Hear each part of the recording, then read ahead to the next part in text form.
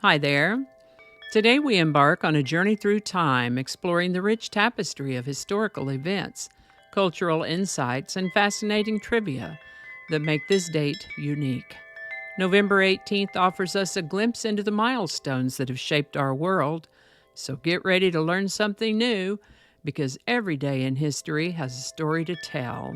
Let's get started.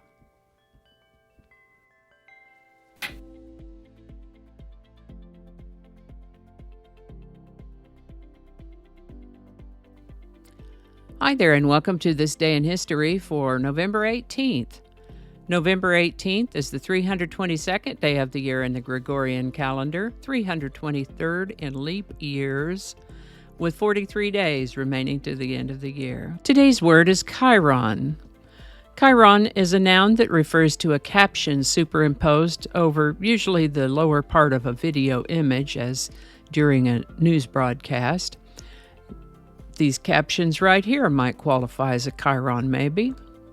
The word chyron feels like it might have a Greek origin, but it is a surprisingly new word named after the Chyron Corporation. So who is that?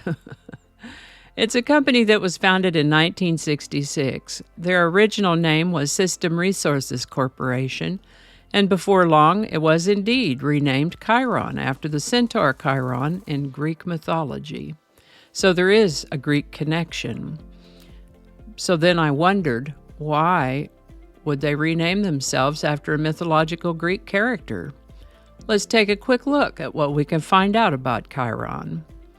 Chyron was a centaur, which is a creature from Greek mythology that was half man, half horse. Most centaurs were depicted as wild and unruly. Chyron, however, was celebrated for his wisdom, justice, and knowledge, which set him apart from his often unruly kin.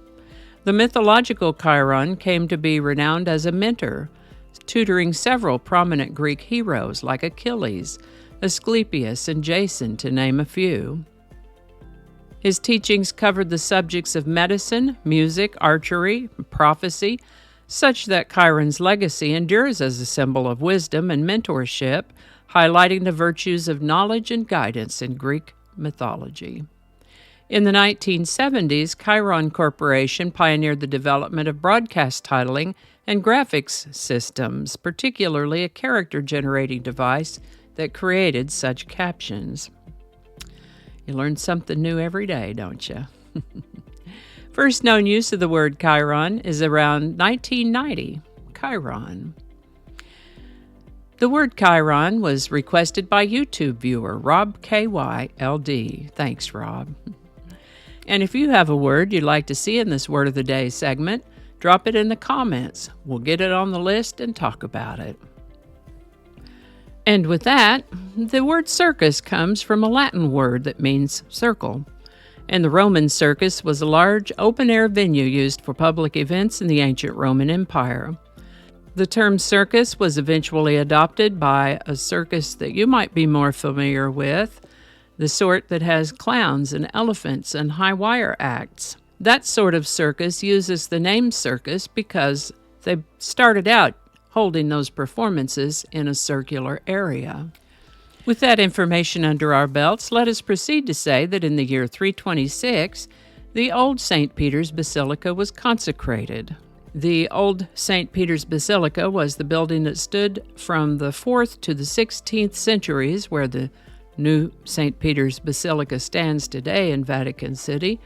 And you might be wondering, what in the world does St. Peter's Basilica have to do with circuses? Well, it is that construction of the basilica, built over the historical site of the Circus of Nero, remembering the definition of circus that we're talking about, began during the reign of Emperor Constantine I.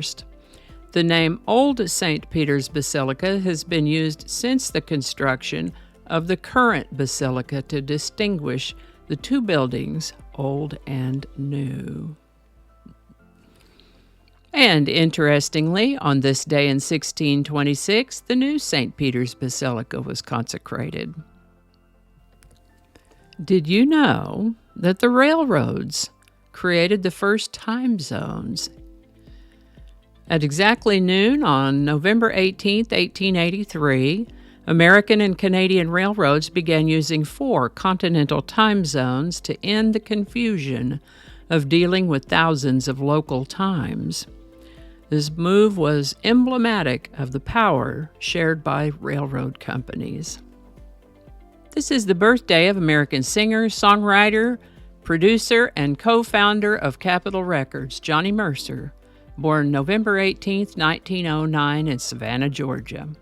Many of the songs he wrote and performed were among the most popular hits of the time, including Moon River, Days of Wine and Roses, Autumn Leaves, and Hooray for Hollywood. Johnny Mercer wrote the lyrics to more than 1,500 songs, including compositions for movies and Broadway shows. Johnny Mercer passed in 1976 at the age of 66. Johnny Mercer. So how about we talk about a Johnny Mercer song then? How about Moon River? I thought maybe I'd talked about Moon River before, but I can't find where I might have, and the research material didn't look familiar, so let's have a look. The music for Moon River was composed by Henry Mancini with lyrics by Johnny Mercer. We first see it in 1961 in the movie Breakfast at Tiffany's. There's a lovely version by Audrey Hepburn, as well as the more orchestral version. Moon River won an Academy Award for Best Original Song, as well as Record of the Year and Song of the Year in 1962. Moon River was then covered by Andy Williams in 1962 and became his signature song. Moon River was so pivotal to Mr. Williams and his career that his autobiography is titled Moon River and Me. This beautiful song has been covered by such luminaries as Frank Sinatra, Judy Garland, Barbra Streisand, Louis Armstrong, and even Chevy Chase in the movie Fletch, and an a cappella version by Jacob Collier, just to name a few. Check the description for links to a representative list of versions of Moon River. And that brings us to the end of our journey through history for November 18th. If you're still here, let me know in the comments if you like those captions I used up in the Word of the Day segment. Let me know if you'd like to see more captioning like that throughout the video. Other than that, we've covered quite a spectrum today, haven't we? History, after all, is more than just dates and facts. It's a collection of stories that connect us to the past and remind us of our shared humanity. As always, I thank you so much for joining me as we explore these moments and figures. Until next time, remember to stay curious and keep learning, because you never know what history would teach you next. Have a wonderful day. And I think that's going to do it for us today. Thank you so much for watching. Consider subscribing if you haven't already. Feel free to share this video with a link in your email, messaging, or social media. If you enjoy this series, you can check out the playlist that contains these videos. I'll put a link to that in the description.